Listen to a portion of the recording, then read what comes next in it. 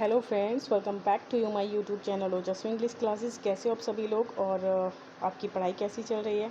I hope आप सब बढ़िया से होंगे और आपकी पढ़ाई भी बहुत अच्छी चल रही होगी। गाइस, तैयारी करते रहिए बिकॉज कभी भी आपके एग्ज़ाम आ सकते हैं। रास्ता ज़्यादा लंबा नहीं बचा है, तो इस सफ़र पर आपको अच्छे से चलना है। ठीक है, तो ये हमारा प्रैक्टिस सेट है टीजीटी पीजीटी के लिए। बट और भी अगर किसी एग्ज़ाम की आप तैयारी कर रहे हैं तो वो भी, उसमें भी आपको ये काफ़ी हेल्पफुल रहेंगी वीडियोस और बहुत अच्छे क्वेश्चंस आपको यहाँ पर मिलने वाले हैं। ठीक है, सबसे पहले सब्सक्राइब कर लीजिए चैनल को अगर आप नए हैं मेरे चैनल पे, और लाइक शेयर प्लीज़ एक ज़रूर कर दीजिएगा गाइज, रिक्वेस्ट है आपसे।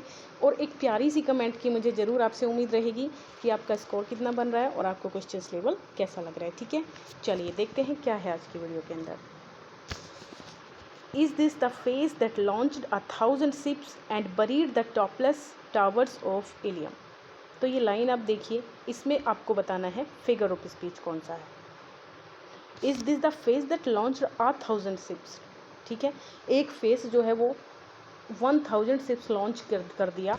तो ये आपको कैसी बात लग रही है, बहुत बड़ी बात लग रही है ना। तो यहाँ पे बात हो रही है गाइज हाइपरबोली की। ठीक है ना, हाइपरबोली की बात हो रही है, तो ऑप्शन बी हमारा करेक्ट हो जाएगा। The first Indian author to win the prestigious Pulitzer Prize in the USA was। USA में सबसे पहले कौन भारतीय था जिसको पुलित्जर प्राइज़ दिया गया, और उसका नाम क्या था। अनीता देसाई, झुंपा लाहिरी, विक्रम सेठ या फिर खुशवंत सिंह। क्या नाम था उनका। तो बहुत प्यारा सा क्वेश्चन है और झुंपा लाहिरी उनका नाम था गाइज। यहाँ पे हम बात कर लेंगे सेकंड ऑप्शन की, यानी कि बी हमारा राइट हो जाएगा। तो इंडियन ऑथर जिसको सबसे पहले पुलित्जर प्राइज़ मिला था यूएसए में, उनका नाम था झुंपा लाहिरी। कंसेंट का एंटोनिम आपको बताना है। कंसेंट का मतलब क्या होता है गाइस, सहमति होती है एक तरीके से। तो डिसेंट तीनों ही डिसेंट है, एक लास्ट वाला एसेंट है। तो कौन सा डिसेंट इसका आंसर होगा। तो गाइज याद रखिएगा, कंसेंट का एंटोनिम अगर पूछा जाए तो DISSENT, यानी कि आपका हो जाएगा ऑप्शन बी डिसेंट, असहमति। एरिस्टोक्रेसी का मीनिंग क्या होता है। Government by the rich, government by the nobles, government by the officials या फिर रूल बाय मॉब। किसके द्वारा रूल होता है एरिस्टोक्रेसी। तो एरिस्टोक्रेसी की बात करें हम लोग तो यहाँ पे बात होती है नोबल्स मैन की। जो नोबल्स मैन जो करते हैं उसको हम कहते हैं government by the nobles, aristocracy उसको कहते हैं। राइट, चलो। Here is one whose name is writ in water. यहाँ पे वो है जिसका नाम लिखा है वाटर पे, यानी कि ये लाइन आपको किसी की कब्र पे ये लाइन मिलती है, इतना भी बता देती हूँ। तो किसकी कब्र पर ये लाइन मिलती है, तो इसकी बात कर लेते हैं। तो जॉन किट्स यहाँ पे आपका राइट आंसर हो जाएगा। The father as well as, यहाँ पे आपको एरर बताना है, कौन से पोर्शन में एरर है। The father as well as the sons were involve in the murder, no error. तो बताना है आपको कौन सा ऑप्शन यहाँ पर है।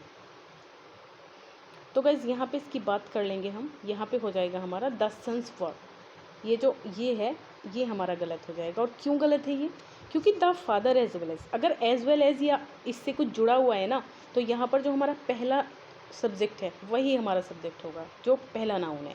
तो यहाँ पे द फादर सिंगुलर है, तो यहाँ पे आपका वॉज होना चाहिए। क्या होना चाहिए, वॉज। ठीक है। What to talk of charity? You do not practice even ordinary humanity, no error। कहाँ पर इसका आंसर आपको बताना है, कौन सा होगा इसमें। तो ये जो फोर्थ ऑप्शन है गाइस, इसमें कोई भी एरर नहीं है। इस क्वेश्चन में कोई भी एरर नहीं है, बिल्कुल सही है ये। क्योंकि प्रैक्टिस, आप ये सोचेंगे कि प्रैक्टिस, गाइस प्रैक्टिस यहाँ पे SE वाला ही होता है, बिकॉज जो प्रैक्टिस C वाला होता है ना वो नाउन होता है। तो ये जो प्रैक्टिस S वाला होता है ये वर्ब होता है, और वर्ब के एज अ वर्ब ही यहाँ पे प्रैक्टिस का यूज हुआ है। तो ये सेंटेंस बिल्कुल सही है। हो सकता है आप इसको ये ऑप्शन लगा देते, प्रैक्टिस वाला, गलत हो जाता आपका। I am very thirsty, gave me little water to drink. तो इसमें बताना है एरर कौन से पार्ट में है। तो गाइस इसमें जो एरर है वो हमारा गिव मी लिटिल वाटर होना चाहिए, इसमें हमारा एरर है। क्यों है एरर, यहाँ पे होता है गाइस आ लिटिल, है ना, क्योंकि थोड़ा सा पानी तो ज़रूर लेना पड़ेगा ना। लिटिल की बात करें तो लिटिल का तो ना के बराबर होता है, ना के बराबर से वो क्या करेगा लेकर के, है ना, कम से कम उसको इतना तो चाहिए ना, थोड़ा सा, जिससे थोड़ी देर के लिए उसकी प्यास बुझ जाए। तो ये होता है। और दा लिटिल की बात करें तो जितना भी है सारा की बात होती है। ओके, चलिए। यू, हाँ मैंने शायद मार्क नहीं किया या कर दिया? हाँ. You and your wife appear to have seen much more happier days. No error. बताइए इसमें कौन सा सही होगा?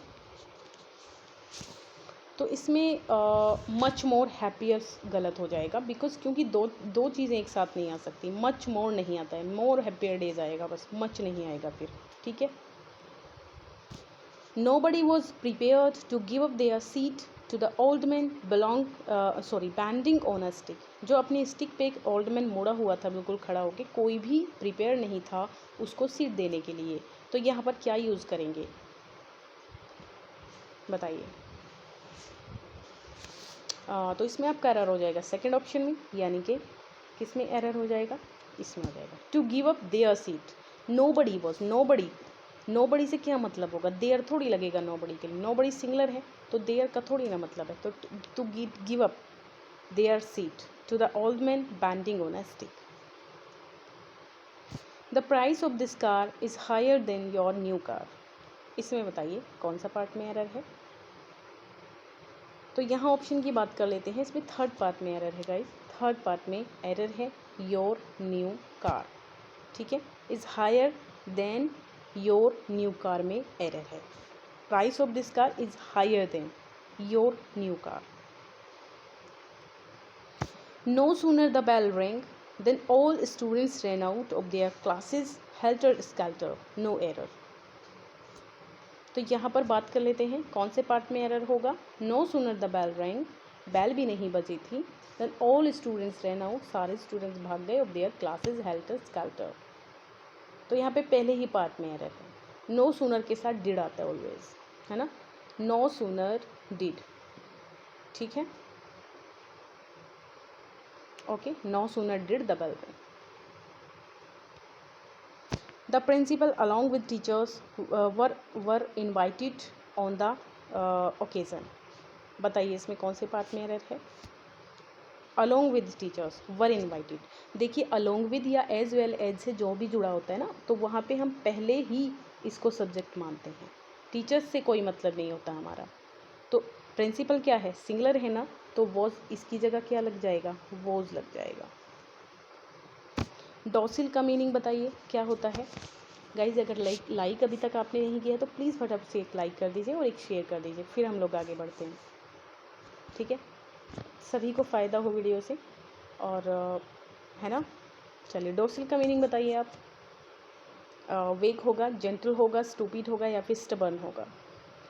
तो डॉसिल होता है गाइज जेंटल, है ना. जेंटल होता है डॉसिल. Displeased, enigmatic.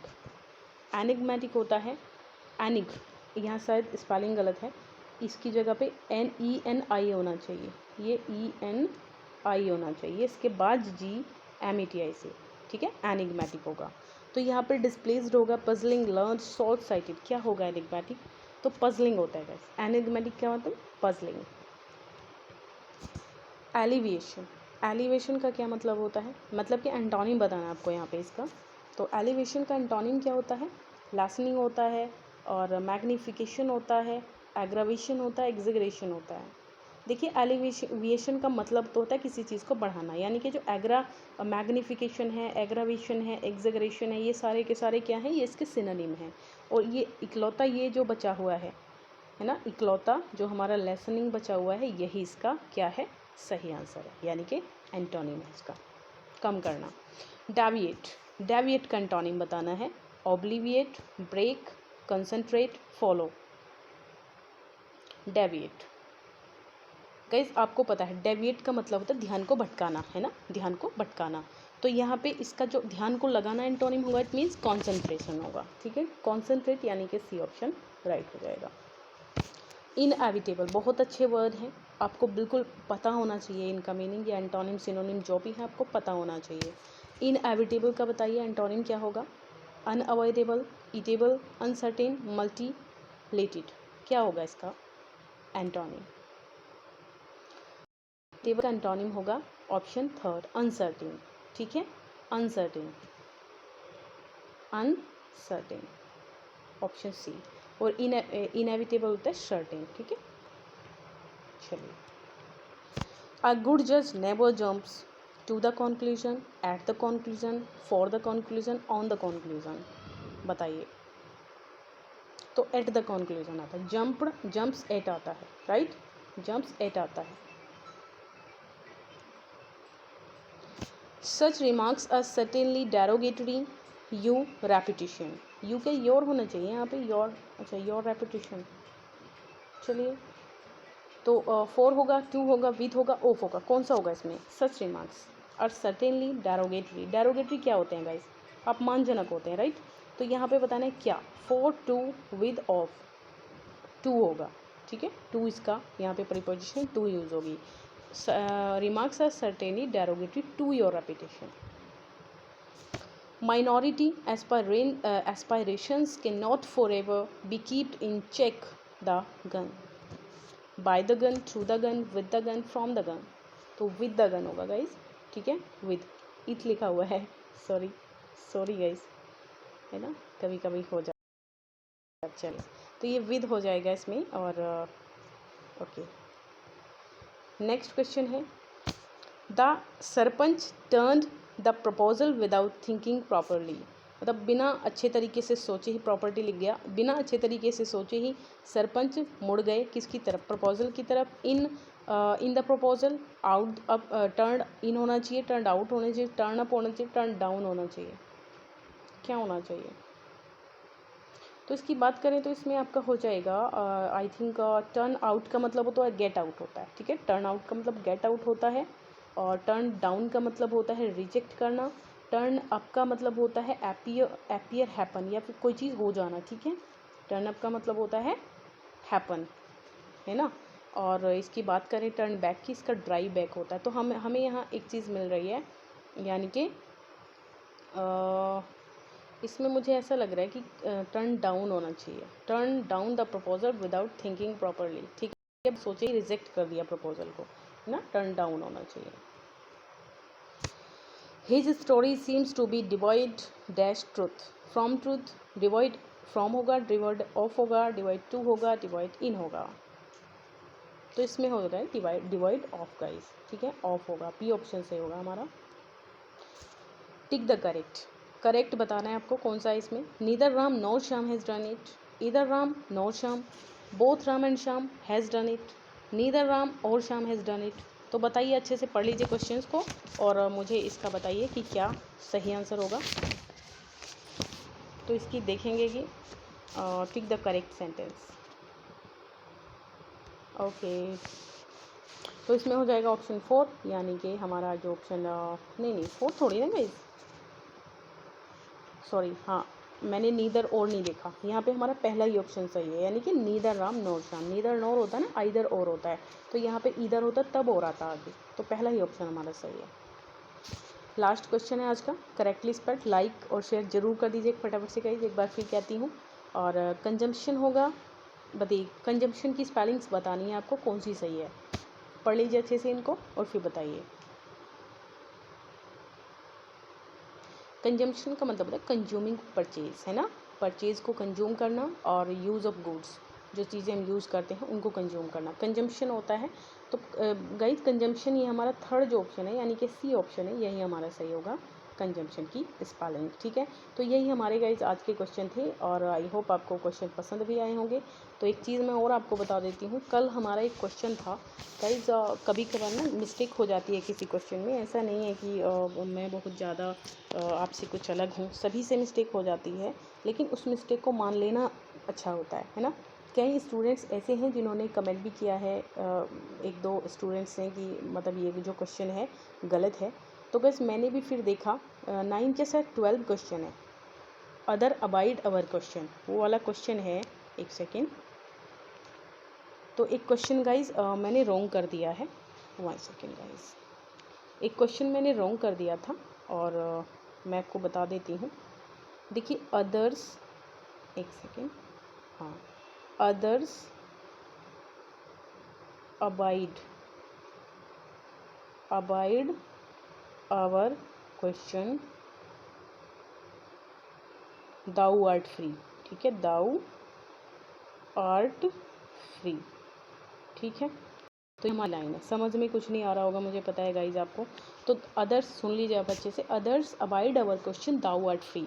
तो ये जो लाइन है ये शायद मैंने आपको बता दी थी कि T.S. इलियट ने कही है शेक्सपियर के बारे में, लेकिन गाइज ये कही है अर्नोल्ड ने। किसने कही है? अर्नोल्ड ने कही है ये। किसके बारे में?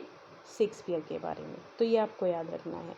तो कभी कभार गाइज सॉरी उसके लिए कि मैंने ऐसा किया, लेकिन कोई बात नहीं है। आप में से बहुत अच्छे स्टूडेंट्स हैं, सभी आप अच्छे से मेहनत कर रहे हैं। आई होप आपकी मेहनत रंग भी लाए, जो आप चाहते हैं वो हो जाए और इस बार आपको सिलेक्शन ज़रूर मिले। और कुछ बच्चे हैं गाइज जो कमेंट भी कर देते हैं अगर कोई क्वेश्चन गलत होता है, तो बहुत अच्छा मुझे लगता है कि आप पढ़ रहे हैं। ऐसा लगता है वाकई में कि आप लोग वाकई में पढ़ रहे हैं, क्योंकि आपको पता है कि गलत क्वेश्चन हो गया है और आप कुछ ज़रूरी होता है कि मुझे आप बताएं। ठीक है, तो इसका मतलब ये भी नहीं कि और जो स्टूडेंट्स हैं वो मेहनत नहीं कर रहे हैं। कभी कभार अनअवेयरनेस में ऐसा हो जाता है कि हम ध्यान नहीं दे पाते किसी चीज़ पे, तो ऐसे ही मुझसे भी मिस्टेक हो जाती है और आप सभी से भी हो जाती होगी। ठीक है, सॉरी गाइज उसके लिए, और नेक्स्ट वीडियो में जल्दी ही मिलते हूँ आपसे। ठीक है, तब तक के लिए बाय बाय, टेक केयर।